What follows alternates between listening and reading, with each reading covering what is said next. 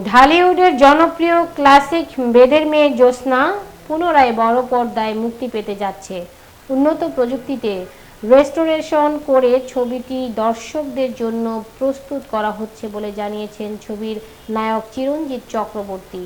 ১৯৮৯ সালে বাংলাদেশে মুক্তিপ্রাপ্ত এই সিনেমাটি পরিচালনা করেন তোজাম্মেল হক বকুল এবং এতে ছিলেন ইলিয়াস কাঞ্চন ও অঞ্জু ঘোষ। পরে ১৯৯১ সালে কলকাতায় ছবিটির রিমেক হয়, যেখানে নায়কের ভূমিকায় ছিলেন চিরঞ্জিত।